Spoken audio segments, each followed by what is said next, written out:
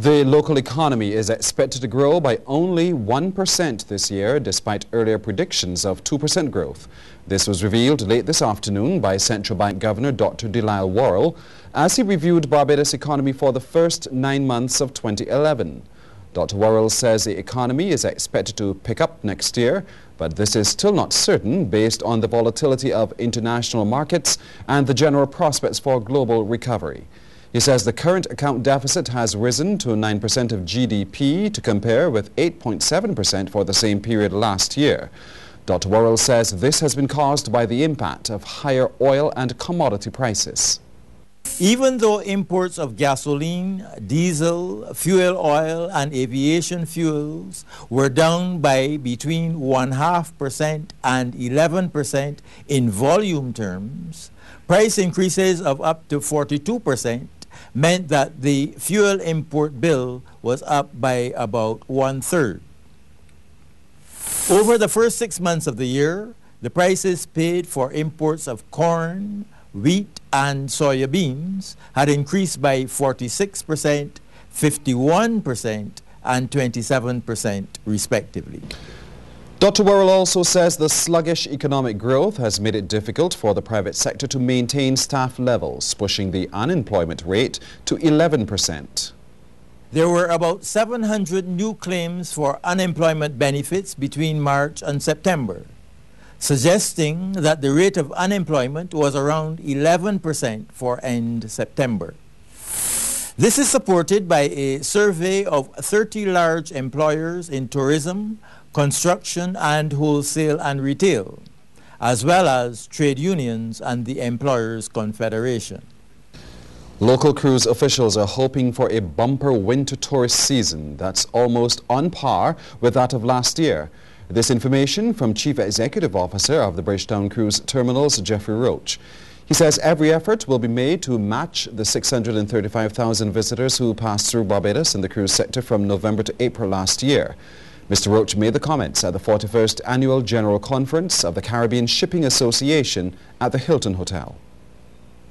Well, certainly with the cruise sector, I think there are two critical elements. One is the number of passengers visiting the country, and then there's also the issue of the spending power. I think last season running from November 2010 to April 2011, we've seen the highest number of cruise passengers from any in the season. So in terms of numbers, we've had a very good season last year. The spend, however, has been down, as it has been in many destinations. So we're hoping that we have some programs to turn that around. Mr. Roach says the authorities would like to see the visitor spend increase and are taking steps to ensure this happens. He also says more and more Barbadians are turning to cruises during the current recession. As far as the coming season goes, the information I've received thus far shows that the numbers might be marginally below what we had for last year. So we're hoping that those numbers stay on par. They might fluctuate mildly because during the course of the season, vessels do make changes to their itineraries. But we're hoping that, as the season starts, that we'll see some increase in the numbers. And are we still attracting the mega ships that we want to attract? Well, we are still attracting some mega ships. There are some other ships there that we would love to attract. Certainly I know there's a program, or there's a plan in place, to say, to do some upgrades to the port facilities, because certainly there are ships now that are being built that are larger than the ships that traditionally attract. Barbados is now in a better position to safeguard its relics and antiquities for posterity, principally because of a bill now before Parliament.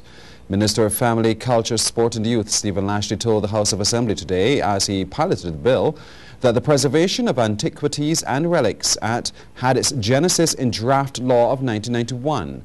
The urgency of enacting legislation to preserve Barbadian artifacts was underscored, he said, by the 1970 excavation of a burial site at Newton Christ Church.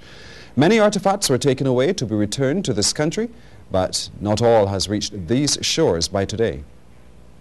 Unfortunately, Mr. Speaker, while some of those items have been returned to Barbados, and they were returned in the 1980s, I believe, and then some in the 1990s, it is interesting to note that a core valuable items of artifacts remain beyond the reaches of the jurisdiction of Barbados. And Mr. Speaker, that should give us pause for thought, because the significant historical value of those artifacts, Mr. Speaker, will probably never be known and recorded in Barbados. The minister said the recent inscription of Barbados Garrison area as a World Heritage Site underscored the importance of protecting this island's natural history. Our social history, Mr. Speaker, demands and requires that each of us develop a sense of respect for those who have gone before and those who have, in their own way, Mr. Speaker, preserved the so many artifacts and relics which we in Barbados can now go and see, not only at the Barbados Museum, but there are many collectors in Barbados who have particular items and artifacts whose value, Mr. Speaker, cannot be enumerated. The value is priceless. Minister Lashley added that from now on, and as forerunner to the cultural industries legislation, Barbados will be able to deal with the unregulated environment where illegal acts flourished. This bill, Mr. Speaker, for the first time, will create a very comprehensive regime, Mr. Speaker, for the regulation of the whole business of preservation of our antiquities and relics. But I will say to you, Mr. Speaker, that we know that in order for these agencies to fulfill their mandate, some of them, those mandates are inscribed by law. But in order for these agencies to fulfill their mandate, they cannot do it, Mr. Speaker, without legislation, without the kind of bill that we are considering today. Well, Member of Parliament for St. Michael's South Central, Richard Seeley, has lauded the work of all for helping to ensure Bridgetown became a World Heritage Site.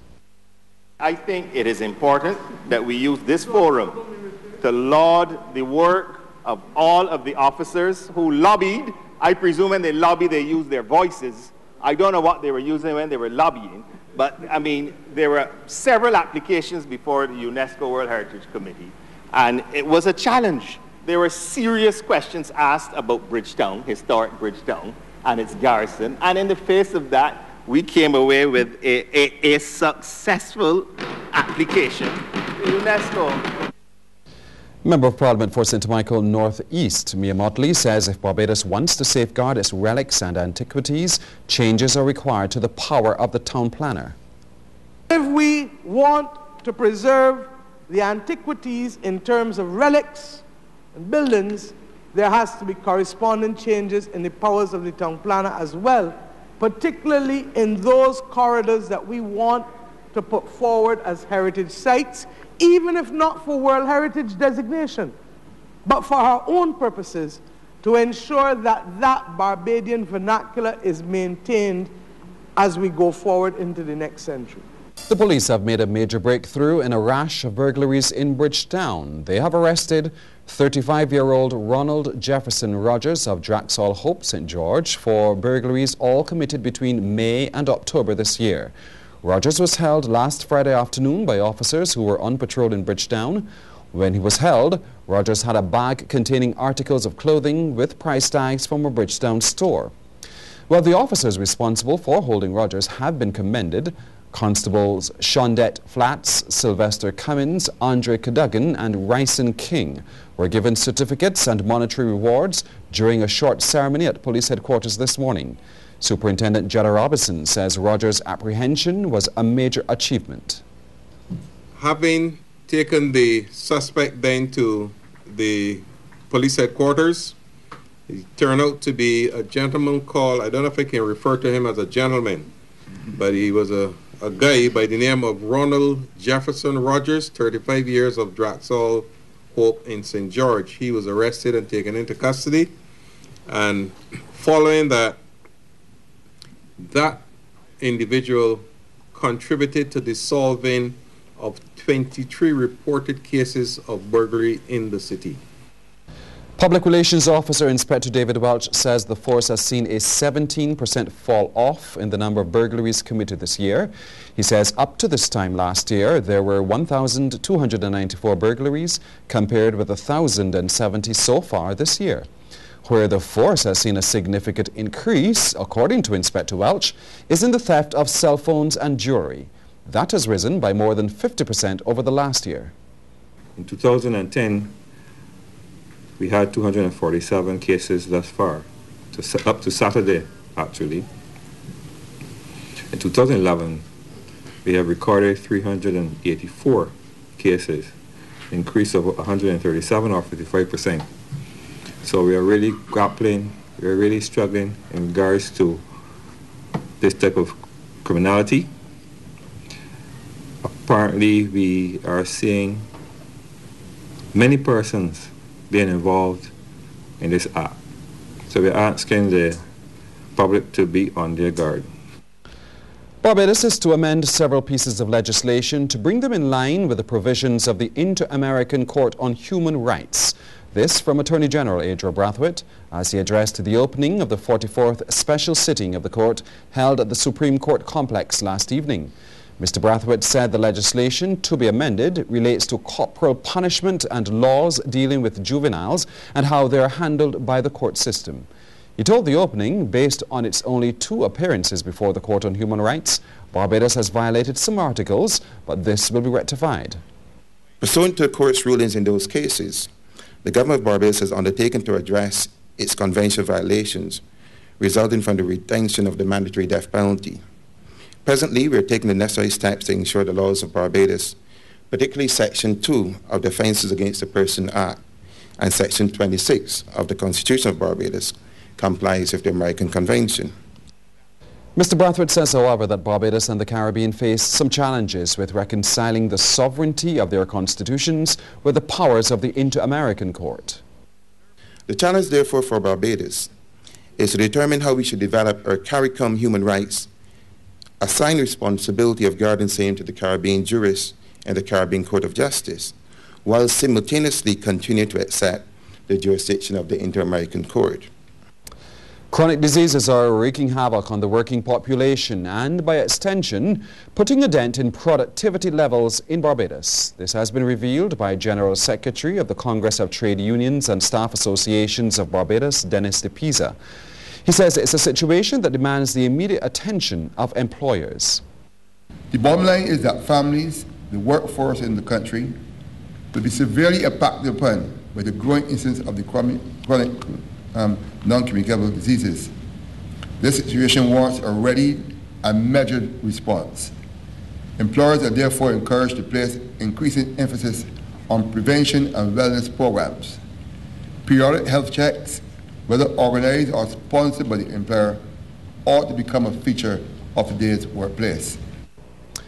Mr. de Pisa's comments came during a panel discussion on health and the worker, examining the implications for productivity at Solidarity House this morning. There, the CITUSAB General Secretary called for research to be done in this regard to create policy and programs for a targeted response. There must be empirical evidence on which any action is to be based. It would appear to me that when the subject of productivity is discussed, there is a tendency, for the most part, to focus primarily on absenteeism.